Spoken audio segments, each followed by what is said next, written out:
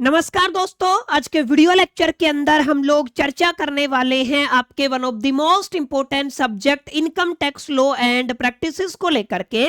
उम्मीद करता हूं आप सभी इत्मीनान से इस वीडियो लेक्चर के दरमियान मेरे साथ आखिरी तक बने रहेंगे। और हाँ, अगर आपको ये वीडियो हेल्पफुल लगता है, कंटेंट यूजफुल लगता है, तो इस वीडियो को लाइक करके अपने तमाम दोस्तों के साथ शेयर जरूर करेंगे। तो विदाउट वेस्टिंग द टाइम चलिए शुरू करते हैं।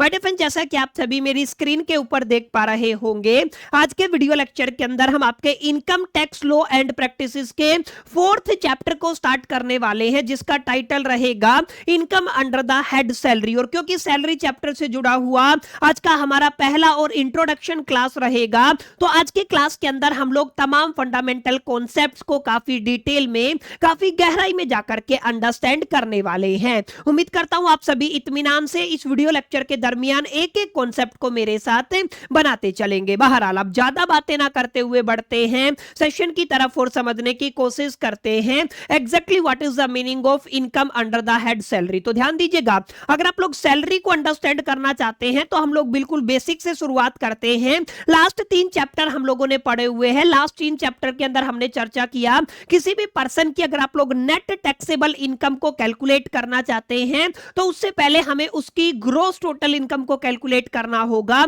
और अगर आप लोग ग्रॉस टोटल इनकम को कैलकुलेट करना चाहते हैं तो उसके लिए हमें आपके इनकम टैक्स एक्ट 1961 के सेक्शन 14 का सहारा लेना पड़ेगा, सेक्शन 14 का सहारा लेना पड़ेगा, जहां पर यह कहा गया है किसी भी पर्सन की जो इनकम है ना, उसके टोटल 5 हेड रहने वाले हैं। जहां पे सबसे पहला हेड क्या रहेगा, आपका सैलरी रहेगा, दूसरा हेड हाउस प्रॉपर्टी रहेगा, तीसरा हेड आपका पीजीबीपी माने आप लोग कहेंगे profit and gain by the business and profession, चौथा हेड रहेगा कैपिटल गेन, और पांचवा जो हेड रहेगा दैट इज द आईएफओएस, जिसको आप लोग कहते हैं income from the other sources. कुल मिलाकर के अगर आप लोग पांचों हेड की इनकम को टोटल कर देते हैं तो आपको ग्रॉस टोटल इनकम मिल जाता है। और ग्रॉस टोटल इनकम के अंदर से अगर आप लोग डिडक्शन माइनस कर देते हैं, लेस कर देते हैं, तो आपको नेट टैक्सेबल इनकम मिल जाता है। तो अब आपके जो जीएस, आप अगर इनकम टैक्स की बात करते हैं तो इनकम टैक्स के सिलेबस को कुछ इस तरीके से डिजाइन किया गया है कि हमें बुनियादी तौर पे सबसे पहले सैलरी को पढ़ना पड़ेगा,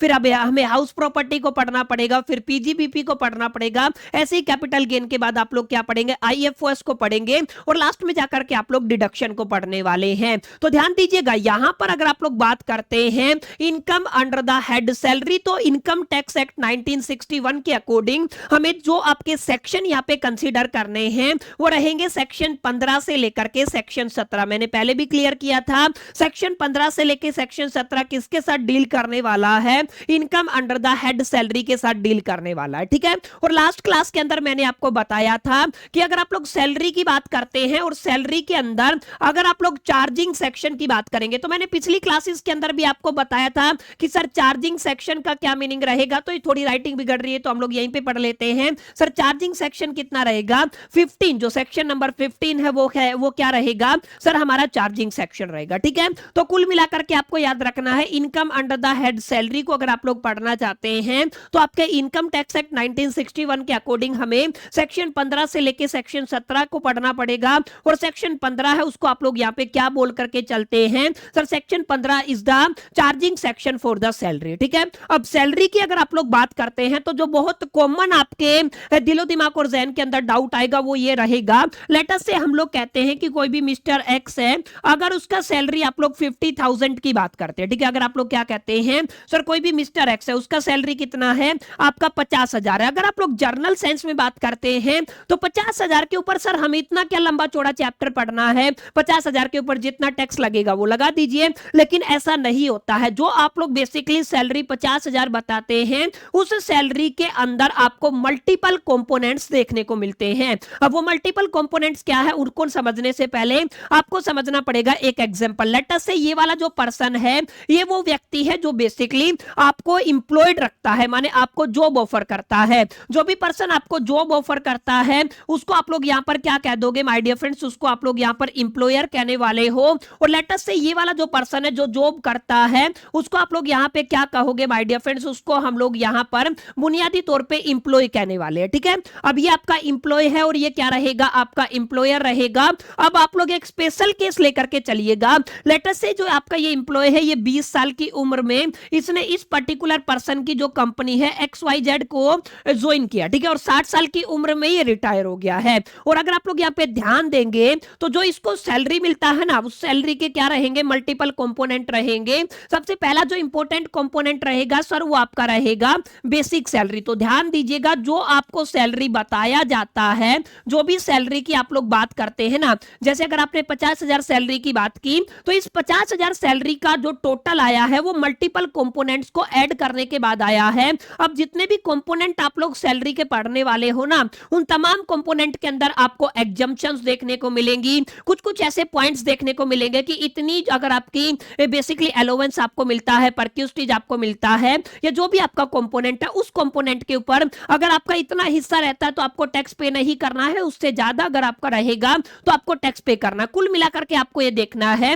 सर सैलरी के जितने भी कंपोनेंट है ना, उन कंपोनेंट को इवैल्यूएट करना पड़ेगा और उनको अलाइन करना पड़ेगा इनकम टैक्स एक्ट के अंदर जितने भी प्रोविजन दिए हुए हैं ना उनके अकॉर्डिंग। फिर आपको जाकर के क्या करना होता है, अपनी सैलरी को टोटल करना होता है, ठीक है। फिर उसके ऊपर आप लोग क्या करते हो, टैक्स कैलकुलेट करते हो। तो ध्यान दीजिएगा, सबसे पहला जो आपकी सैलरी का कंपोनेंट रहेगा सर वो आपका बेसिक सैलरी रहेगा। जितने भी आगे बेनिफिट आप लोग लेकर के चलते हो सर आप लोग मान करके चलिएगा वो किसके बिहा पे रहेंगे, आपके बेसिक सैलरी के बिहा पे रहेंगे, ठीक है। अब इसके अलावा आप लोग ध्यान दीजिएगा, आपको काफी सारे अलाउंसेस दिए जाएंगे, ठीक है। तो आप लोग क्या कहेंगे, अलाउंसेस जो आपको दिए जाते हैं बुनियादी तौर पे हम लोग यहाँ पे बात करेंगे आपका HRA का। HRA का मतलब क्या होता है, आपका हाउस रेंट अलाउंस होता है। इसके अलावा आप लोग याद रखिएगा आपको ट्रांसपोर्ट अलाउंस देखने को मिलता है। इसके अलावा आपके बच्चे हैं अगर वो हॉस्टल के अंदर हैं तो आपको हॉस्टल एक्सपेंडिचर अलाउंस देखने को मिलता है। इसके अलावा अगर आपके बच्चे एजुकेशन लेते हैं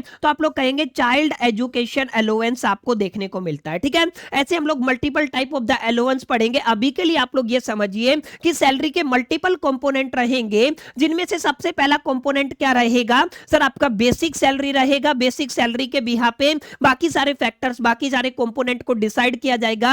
अब बेसिक सैलरी के अंदर अगर आप लोग देखेंगे जो सेकंड जो कंपोनेंट रहेगा ना उसको आप लोग डीए के नाम से जानते हैं। आप सभी ने सुना होगा, इसका मतलब क्या होता है, डियरेंस अलाउंस होता है। अब अमूमन जो डियरेंस अलाउंस इस पॉइंट को ध्यान में रख के दिया जाता है, जैसे आपका जो सैलरी है ना अभी के इन्फ्लेशन के हिसाब से वो कहीं ना कहीं कम पड़ता है, तो उस चीज को सपोर्ट करने के लिए, इन्फ्लेशन को सपोर्ट करने के लिए आपको एक एडिशनल अलाउंस दिया जाता है जिसको आप लोग क्या कहते हैं, डियरेंस अलाउंस कहते हैं, ठीक है। तो यहाँ पे आपका जैसे बेसिक सैलरी हो गया, डियरेंस अलाउंस हो गया, ऐसे अगर आप लोग अलाउंस के अंदर बात करते हैं तो आपका हाउस रेंट अलाउंस हो गया, ट्रांसपोर्ट अलाउंस हो गया, इसके अलावा आपका हॉस्टल एक्सपेंडिचर अलाउंस हो गया, चाइल्ड एजुकेशन अलाउंस हो गया। कुल मिलाकर के आपको अलग अलग अलाउंस दिए जाते हैं। अब इन अलाउंस के साथ याद रखिएगा आपको अलग अलग परक्यूस्टीज भी दिए जाते हैं, ठीक है। आपको क्या दिए जाते हैं सर, आपको अलग अलग परक्यूस्टीज भी दिए जाते हैं। अब काफी बच्चे कंफ्यूज होंगे सर अलाउंस का क्या मीनिंग है, परक्यूस्टीज का क्या मीनिंग होता है, तो थोड़ा सा सब्र रखिएगा, अभी मैं आपको काफी डिटेल में पढ़ाने वाला हूं, ठीक है। अभी के लिए आपको यह समझना है कि सर जो आपका सबसे बड़ा चैप्टर है आपके एंटायर इनकम टैक्स का वो क्या रहने वाला है, आपका income under the head salary रहेगा। तो इतना बड़ा चैप्टर क्यों है, क्योंकि सैलरी एक ऐसा इनकम का हेड है जहां पर आपको अलग अलग कंपोनेंट्स को एक्सप्लोर करना होता है और उनके ऊपर आपको तमाम प्रोविजन को इंप्लीमेंट करना होता है और उनके बिहाफ पे आपको तमाम कैलकुलेशंस को करना होता है। तो जो आपको 50,000 सैलरी बताया जाता है वो सैलरी आपके हाथ में नहीं आता है, वो सैलरी डायरेक्ट आपका बेसिक पे नहीं होता है, उसके अंदर अलग अलग कंपोनेंट आते हैं जहां पर हम लोग अलाउंस की बात करते हैं, डियरेंस अलाउंस की बात करते हैं, हाउस रेंट अलाउंस की बात करते हैं, ट्रांसपोर्टेशन अलाउंस की बात करते हैं, आपका हॉस्टल एक्सपेंडिचर अलाउंस की बात करते हैं, चाइल्ड एजुकेशन अलाउंस की बात करते हैं, ठीक है। तो ये सारे अलाउंस होंगे। इसके अलावा अगर आप लोग परक्यूस्टीज की बात करते हैं, परक्यूस्टीज का मतलब जैसे अगर आप लोग एक एग्जांपल से समझ सकते हैं, कई बार आपको कंपनी ना रेंट फ्री अकोमोडेशन प्रोवाइड करता है, ठीक है। तो आप लोग क्या कहेंगे सर, आपको क्या प्रोवाइड करता है, आपको रेंट फ्री अकोमोडेशन कंपनी की तरफ से दिया जाता है। कई बार आपको बेसिकली कार का भी फैसिलिटी कंपनी की तरफ से दिया जाता है। तो ये तमाम चीजें क्या कहलाती है सर, परक्यूस्टीज कहलाती है, ठीक है। अब जब आप इन सबको टोटल करते हो ना और इनके अंदर से अगर आप लोग डिडक्शन को माइनस करते हो तो कुल मिलाकर के आपको स्टैंडर्ड स्टैंडर्ड तौर पे क्या मिलता है, एक सैलरी देखने को मिलता है। हालांकि सैलरी के और भी मल्टीपल कंपोनेंट रहेंगे। अभी अगर हम सब तमाम कंपोनेंट को देखेंगे ना तो हमें दिक्कत होगा। आपको क्या करना है, एक एक कड़ी को जोड़ते चलना है। जैसे आज आपको केवल बेसिक सैलरी को समझना है, अलाउंस के अंदर 4 अलाउंस को समझना है और परक्यूस्टीज को समझना है, ठीक है। तो यहां से आपको क्लैरिटी हुआ, एक आपका इंप्लॉयर रहेगा, एक आपका इंप्लॉय रहेगा, ठीक है। और जो आपको सैलरी ऑफर किया जाएगा उस सैलरी के अंदर हमारे मल्टीपल कंपोनेंट रहेंगे। हमें आज की क्लास के अंदर अलाउंस का थोड़ा सा गो थ्रू करना है, परक्यूस्टीज को गो थ्रू करना है। इन दोनों के बीच में, अलाउंस और परक्यूस्टीज के बीच में बुनियादी तौर पे क्या डिफरेंस होता है, इस मुद्दे पर भी हमें चर्चा करना है। और जैसा कि मैंने आपको बताया, income under the head salary को बेसिकली इनकम टैक्स एक्ट 1961 के अकॉर्डिंग आप लोग सेक्शन 15 से लेकर सेक्शन 17 के अंदर पढ़ते हैं। और यहाँ पे चार्जिंग सेक्शन किसको माना जाता है सर, सेक्शन नंबर 15 को माना जाता है, ठीक है। तो इस बात को आपको अपने दिलो दिमाग और जहन के अंदर बैठा लेना है। अब हम थोड़ा सा आगे चलते हैं, ठीक है। यहां पे थोड़ा सा गो थ्रू कर लीजिएगा। मैंने बताया ना, एक सैलरी के मल्टीपल कंपोनेंट रहेंगे, ये तमाम कंपोनेंट है। और इन कंपोनेंट के अंदर एग्जैक्टली कितना हिस्सा टैक्सेबल रहेगा, क्या पूरा का पूरा कंपोनेंट टैक्सेबल रहेगा, या कुछ का उसका कुछ परसेंटेज टैक्सेबल रहेगा, या कुछ उसके अंदर एग्जम्पशन लिमिट सेट किया गया है, ये हमारा मेन एजेंडा रहेगा, ये हमारा मेन टारगेट रहेगा। समझ में आया? तो आपको ध्यान देना है। अगर आप लोग कंपोनेंट की बात करते हैं तो मैंने बताया सर, सबसे पहला कंपोनेंट क्या है, बेसिक सैलरी रहेगा। और बेसिक सैलरी का मतलब क्या है, आपकी सैलरी का ये फिक्स्ड कंपोनेंट होता है। और बेसिक सैलरी को याद रखिएगा, ये सर पूरा का पूरा टैक्सेबल होता है, ठीक है। जैसे आपकी 50,000 सैलरी है, उसके अंदर 20,000 अगर आपका बेसिक सैलरी है ना, तो वो 20,000 पूरा का पूरा टैक्सेबल रहेगा, ठीक है। तो ये आपको याद रखना है। सबसे पहला कंपोनेंट क्या है, बेसिक सैलरी है, ये पूरा का पूरा क्या रहेगा, टैक्सेबल रहेगा। दूसरा जो कंपोनेंट आएगा वो आपका डीए आएगा, जिसको आप लोग बुनियादी तौर पे डियरेंस अलाउंस के नाम से जानते हैं। अगर आपका ये जो आपका डीए है, अगर आपके रिटायरमेंट बेनिफिट का पार्ट है, ध्यान रखिएगा, आपका जो डीए है अगर आपके रिटायरमेंट बेनिफिट का पार्ट है तो ये सर पूरा का पूरा टैक्सेबल होगा। बाकी इससे जुड़ी हुई एक अलग से क्लास हमें लेनी पड़ेगी ताकि हम लोग तमाम फंडामेंटल कॉन्सेप्ट को अच्छे से समझ पाए, ठीक है। तीसरा कंपोनेंट रहेगा सर, अगर आप लोग बोनस या कमीशन की बात करते हैं तो बोनस और कमीशन अगेन फुल्ली टैक्सेबल रहेंगे। अगर आपने एडवांस सैलरी उठाया है तो सर ये आपका बेसिकली टैक्स लगेगा इसके ऊपर, लेकिन ये उस साल के अंदर टैक्स देना है जिस साल आपने एडवांस सैलरी उठाया है। समझ में आया? तो ये आपको थोड़ा ध्यान में रखना है। अगर आप लोग एरियर्स ऑफ द सैलरी की बात करते हो तो ध्यान दीजिएगा, ये आपके टैक्स रहेंगे वहन इनको रिसीव किया गया है। अच्छा, इनके अंदर आपको रिलीफ दिया गया है under the section 89 can be claimed. तो ये हम लोग आगे पढ़ेंगे। अभी आप लोग समझिएगा, अगर आप लोग बेसिक सैलरी कंपोनेंट की बात करते हैं तो पूरा का पूरा टैक्सेबल रहेगा। डियरेंस अलाउंस की बात करते हो और अगर आपका डीए रिटायरमेंट बेनिफिट का पार्ट है तो ये फुल्ली टैक्सेबल रहेगा।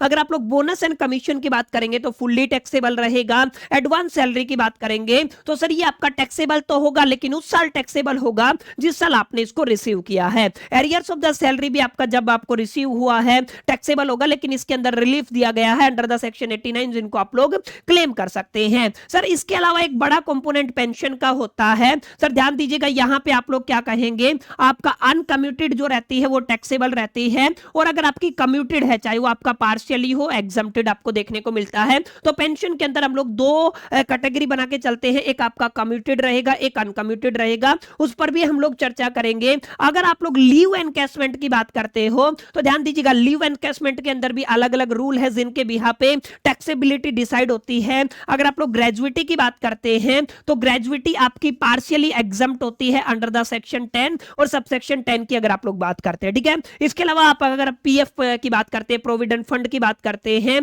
तो याद रखिएगा जो आपका इंप्लॉयर का कंट्रीब्यूशन है अगर 12% से ज्यादा चला जाता है तो 12% से जो ज्यादा का अमाउंट रहेगा वो टैक्सेबल रहेगा। इसके अलावा अगर आप लोग परक्यूस्टीज की बात करते हो तो परक्यूस्टीज के अंदर भी अगर आप लोग कहेंगे benefit in addition to the salary की अगर आप लोग बात करते हो, इनमें से कुछ ऐसे रहेंगे जो टैक्सेबल रहेंगे, कुछ ऐसे रहेंगे जो एग्जम्प्ट रहेंगे, कुछ ऐसे रहेंगे जो पार्शियली टैक्सेबल। हम लोग तमाम मुद्दों पर चर्चा करेंगे, ठीक है। तो कुल मिलाकर के ध्यान दीजिएगा, हमारे पास सैलरी के मल्टीपल कंपोनेंट आ गए। आपको अभी के लिए केवल ये ध्यान रखना है सर कंपोनेंट कौन से, ठीक है, कितना एग्जैक्टली हिस्सा आपका टैक्सेबल होगा नहीं होगा, ये बातें आप लोग अपकमिंग लेक्चर्स के अंदर अच्छे से समझ पाएंगे। अभी आप समझिएगा, बेसिक सैलरी हो गया, डियरेंस अलाउंस हो गया, बोनस एंड कमीशन हो गया, एडवांस सैलरी हो गया, एरियर्स ऑफ द सैलरी हो गया, पेंशन हो गया, लीव इनकैशमेंट हो गया, ग्रेजुइटी हो गया, प्रोविडेंट फंड हो गया, और परक्यूस्टीज हो गए, ठीक है। ये तमाम चीजें क्या हैं, these all are the component of the salary. Sir इसको आप लोग क्या कहते हो,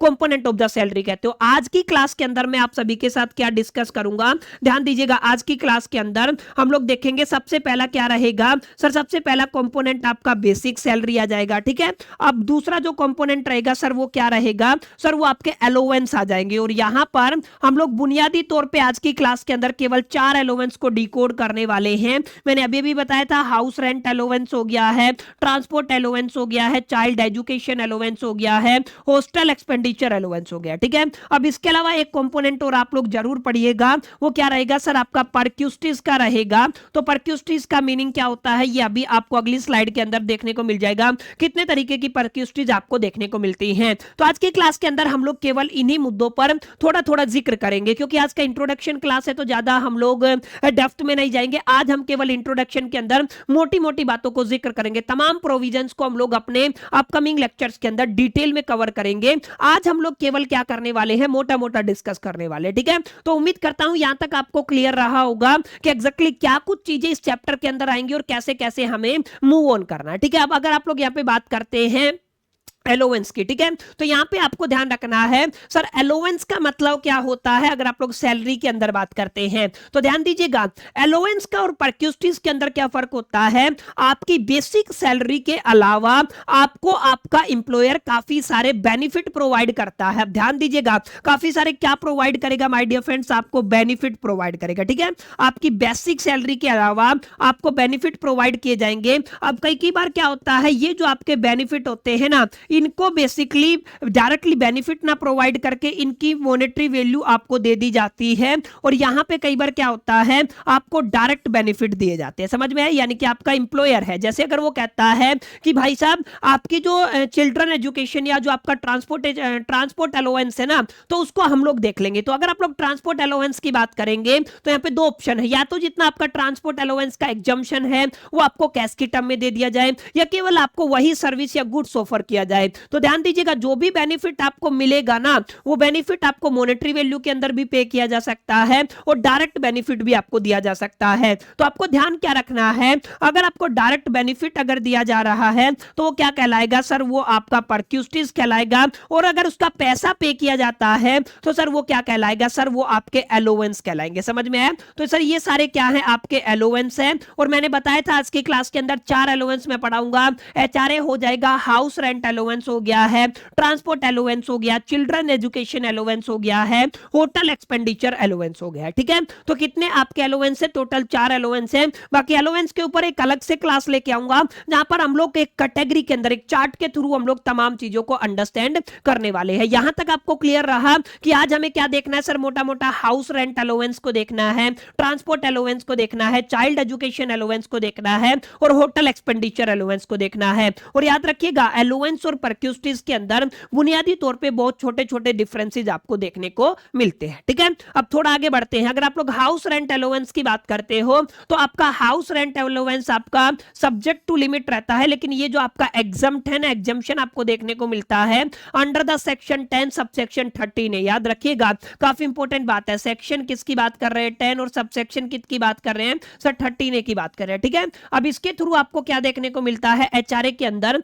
एग्जम्पशन देखने को मिलता है। पूरी क्लास लग जाएगी मेरे को इस कॉन्सेप्ट को डिटेल में समझाने के लिए, ठीक है। अब यहां पे अगर आप लोग ट्रांसपोर्ट अलाउंस की बात करते हो तो ट्रांसपोर्ट अलाउंस अगर आप लोग बात करते हो, वैसे तो स्पेसिफिक कंडीशन के ऊपर डिपेंड करता है, लेकिन मोटा मोटा आपको ये याद रखना है कि यहां पे 1600 रुपए पर मंथ एग्जम्प्ट किया गया है फॉर ए रेगुलर इंप्लॉय। समझ में है, आपका जो भी रेगुलर इंप्लॉय रहेगा, अगर उसको जो भी ट्रांसपोर्ट अलाउंस दिया जाता है उसके अंदर 1600 रुपए पर मंथ तक आपका एग्जम्प्ट रहेगा। अगर उससे ज्यादा आपका बेसिकली ट्रांसपोर्ट अलाउंस है, मान लीजिए आप लोगों को टोटल 2000 रुपया पर मंथ का क्या मिलता है, ट्रांसपोर्ट अलाउंस मिलता है, ठीक है। तो 1600 इसके अंदर से घटा दीजिए सर, कितना बचेगा, 400 बचेगा। पूरी साल के लिए 12 से मल्टीप्लाई कर देंगे, 12 चौका 4800, तो कुल मिलाकर के आपका अलाउंस कितना टैक्सेबल होगा सर, आपका 4800 टैक्सेबल होगा। समझ में आया। तो यहां पर आपका ट्रांसपोर्ट अलाउंस कितना रहेगा सर, 1600 रुपए पर मंथ एग्जम्प्ट किया गया है, ये आपको याद रखना, ठीक है। बाकी अगर इसके अंदर कुछ अमेंडमेंट किया गया होगा तो हम लोग इसके ऊपर एक स्पेशल क्लास लेंगे, वहां पे डिस्कस कर लेंगे, ठीक है। अब अगला जो आपका अलाउंस रहेगा वो चाइल्ड एजुकेशन अलाउंस रहेगा। तो ध्यान रखिएगा, एक पर्सन के लिए, एक एम्प्लॉय के लिए मैक्सिमम 2 बच्चों के लिए आपका child education allowance basically provide किया जाता है, अलाउ किया जाता है। तो मैक्सिमम कितने बच्चों के लिए है सर? 2 बच्चों के लिए है। और यहां पे 100 रुपए पर मंथ पर चाइल्ड रहेगा, ठीक है।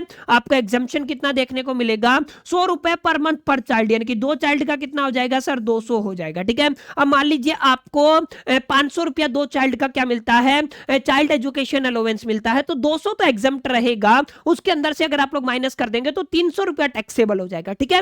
तो ये इस तरीके से आपके कंपोनेंट को चेक करना है। अगर आप लोग होटल एक्सपेंडिचर की बात करते हैं तो ध्यान दीजिएगा, ये कितना रहेगा माय डियर फ्रेंड्स? ये आपका 300 रुपए पर मंथ क्या रहेगा?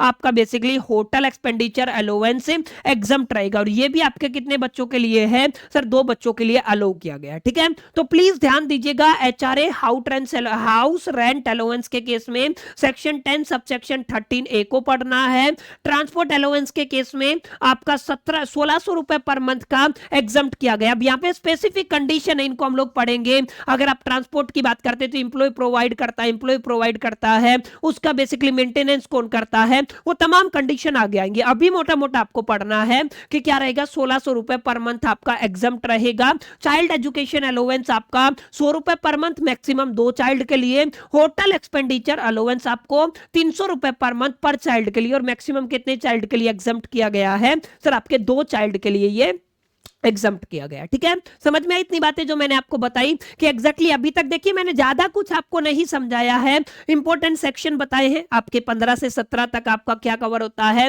Income under the head salary cover होता है। अब मैंने बताया सेक्शन 15 बेस सेक्शन रहेगा। एक एम्प्लॉयर होता है, एक एम्प्लॉय होता है। सैलरी जो आपको दिया जाता है वो केवल आपका सैलरी नहीं होता है, वो सैलरी काफी सारे कंपोनेंट से मिलकर के बना होता है, ठीक है। अब उसके अंदर आपके रिटायरमेंट बेनिफिट भी आ जाते हैं, लीव इनकैशमेंट हो गया, इसके अलावा आपको अलाउंस देखने को मिलते हैं, परक्यूस्टिस देखने को मिलते हैं। इन तमाम चीजों को ऐड करके आपका एक सैलरी बनता है, ठीक है। तो हमें देखना पड़ेगा एग्जैक्टली कौन से कंपोनेंट के ऊपर कितना अमाउंट टैक्सेबल होता है। यही चीज हमें इस चैप्टर के अंदर सीखनी है। मैंने बताया मोटे मोटे जो आपके बेसिकली यहां पर जो कंपोनेंट रहेंगे वो आपका बेसिक सैलरी रहेगा, डियरेंस अलाउंस रहेगा, बोनस और कमीशन रहेंगे, एडवांस सैलरी रहेगा, एरियर्स ऑफ द सैलरी रहेगा, पेंशन हो जाएगा, लीव इनकैशमेंट हो जाएगा, ग्रेजुइटी, प्रोविडेंट फंड, एंड लास्ट में जाके आप लोग क्या करोगे सर? परक्यूस्टिस पढ़ोगे, ठीक है। अब अलाउंस के अंदर तो वैसे डिटेल में पढ़ना है, लेकिन मैंने बताया 4 अलाउंस को एक बार गो थ्रू कर लीजिएगा। हाउस रेंट अलाउंस को मोटा मोटा जो बेसिक चीजें हैं वो पढ़नी है। ट्रांसपोर्ट अलाउंस एक बार पढ़ लीजिएगा, चिल्ड्रन एजुकेशन अलाउंस एक बार पढ़ लीजिएगा, और होटल एक्सपेंडिचर अलाउंस एक बार पढ़ लीजिएगा, ठीक है। तो ये बहुत बेसिक चीजें हैं जिन्हें हमें गो थ्रू करना है, बहुत डिटेल में जाकर के हम लोग आने वाले लेक्चर के अंदर पढ़ने वाले हैं, ठीक है। अब ध्यान दीजिएगा, अगर आप लोग बात परक्यूस्टिस की करते हैं तो परक्यूस्टिस की अगर आप लोग बात करेंगे तो इनकम टैक्स एक्ट 1961 के सेक्शन 17 के सबसेक्शन 2 के अंदर हम लोग किनको लेकर के चर्चा करते हैं सर? परक्यूस्टिस को लेकर के चर्चा करते हैं। और मैंने बताया परक्यूस्टिस का मतलब क्या होता है सर? ये वो आपके बेनिफिट्स होते हैं या आपकी एमिनिटीज होती हैं जो प्रोवाइड की जाती है बाय द एम्प्लॉयर। समझ में आया? बेनिफिट आपको प्रोवाइड किए जाएंगे या तो एमिनिटीज आप लोग बोल सकते हो, ये क्या कहलाएंगी सर? ये आपके बेसिकली परक्यूस्टिस कहलाएंगे, ठीक है। जैसे मैंने बताया था आपका रेंट फ्री अकोमोडेशन हो गया, आपको रहने के लिए घर मिल गया है, ठीक है। अब अगर आप लोग बात करते हो use of the car for the personal purpose हो गया, फ्री और कंसेशनल एजुकेशन हो गया, इंटरेस्ट फ्री लोन हो गया,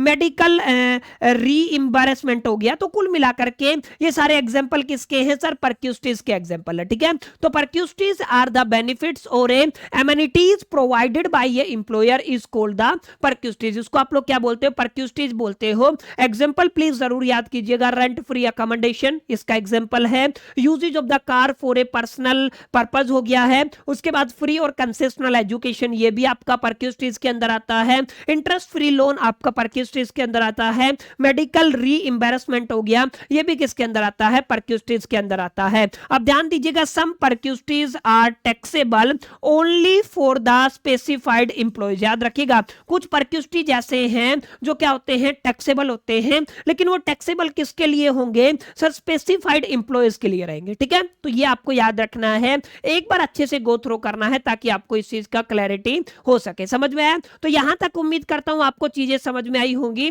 और इंट्रोडक्शन क्लास के अंदर आपको क्लैरिटी हो रहा होगा कि इस चैप्टर के अंदर एग्जैक्टली किस किस तरीके की चीजें मूव ऑन होने वाली है, किस किस तरीके के मुद्दों पर आपको यहां पर चर्चा करना। कुल मिलाकर के आज की क्लास को अगर आप लोग एक तरीके से समराइज करना चाहे तो आप लोग कह सकते हैं computation of salary of mister x की अगर आप लोग बात करते हैं। असेसमेंट ईयर ये थोड़ा सा हटा दीजिएगा, हम लोग असेसमेंट ईयर क्या पढ़ रहे हैं सर, आपका 2026 और 27 पढ़ रहे हैं। ठीक है, अब ध्यान दीजिएगा, यहाँ पे अमाउंट लिखा हुआ है, यहाँ पे आपका पर्टिकुलर्स लिखा हुआ है। सबसे पहले आप लोग यहाँ पे क्या लिखेंगे, बेसिक सैलरी लिखेंगे, यहाँ पे आपका अमाउंट आ जाता है, फिर आप लोग अलोवेंस की बात करेंगे। ठीक है, अलोवेंस टोटल यहाँ पे आ जाएगा, जो भी टैक्सेबल अलोवेंस का पार्ट हो, जो भी आपका पार्ट टैक्सेबल अलोवेंस होगा। ठीक है, इसी तरीके से परक्यूस्टिस की अगर आप लोग बात करते हैं तो वो यहाँ पे आ जाएगा। ठीक है, अब आपको क्या करना है, ग्रोस टोटल सैलरी करना है। अब ये ग्रोस टोटल सैलरी निकला है, समझ में आया क्या निकला है, ग्रोस टोटल सैलरी, इसको टोटल कर देंगे। अब यहाँ पे ध्यान दीजिएगा, अब यहाँ पे आपको अलग अलग डिडक्शन अप्लाई करने होंगे। अब इन डिडक्शन को भी आप लोग यहाँ पे एक बार हटा दीजिए, मैं यहाँ पे आपका एक ऐसे ही रैंडम अमाउंट लिख देता हूं,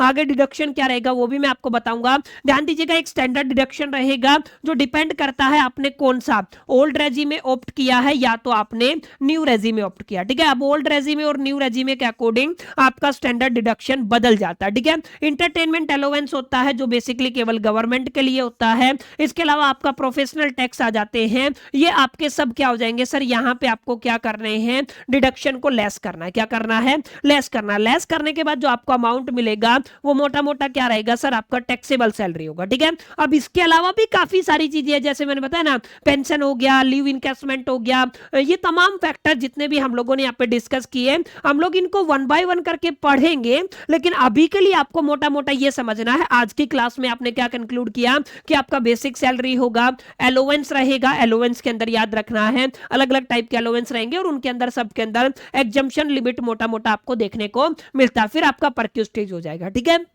इनके अंदर जो भी टैक्सेबल हिस्सा है उसको आप लोग ऐड करेंगे, ऐड करके आपको ग्रोस टोटल सैलरी मिल जाएगा। आपको करना है स्टैंडर्ड डिडक्शन को माइनस, इंटरटेनमेंट अलाउंस को माइनस करना है, प्रोफेशनल टैक्स को माइनस करना है। सर ये क्या होते हैं अगेन मैं बताऊंगा आने वाले चैप्टर, आने वाली क्लासेस के अंदर, अभी आपको हल्का फुल्का केवल इनको याद रखना है। इसके अलावा अगर आप लोग कहेंगे टैक्सेबल सैलरी आपका ये हो जाएगा माइनस करने के बाद, लेस करने के बाद। ठीक है, अब यहाँ पे जैसे जैसे आप लोग मल्टीपल कंपोनेंट आते जाएंगे आप लोग उनको ऐड करते जाइएगा। ठीक है, तो अब जो आपका ग्रोस टोटल इनकम बनता है वो तमाम कंपोनेंट्स को इंक्लूड करने के बाद आपका क्या बनता है माय डियर फ्रेंड्स, आपका बेसिकली आपका ग्रोस टोटल सैलरी बनता है। ठीक है, तो ये कुछ माय डियर फ्रेंड्स मोटी मोटी बातें थी जिनको हमें कवर करने की कोशिश की है, जिन चीजों को हमने आज की क्लास के अंदर समझने की कोशिश की है कि सैलरी चैप्टर का इंट्रोडक्शन देखा कि मोटा मोटा सैलरी चैप्टर के अंदर क्या कुछ की चीजें आपको पढ़नी है। उम्मीद करता हूं ये छोटा सा इंट्रोडक्शन वीडियो आपको पसंद आया होगा, वीडियो आपको अच्छा लगा होगा। देखिए वीडियो अगर आपको अच्छा लगा है तो इस वीडियो को लाइक जरूर कर दीजिएगा, अपने तमाम दोस्तों के साथ शेयर करना मत भूलिएगा। पहली दफे चैनल पे आए हैं तो सब्सक्राइब करके बेल आइकन को जरूर प्रेस कर दीजिएगा। इस वीडियो के अंदर इतना ही, मिलते हैं नेक्स्ट वीडियो के अंदर, जब तक के लिए मैं तो sole the bye, still the keep learning.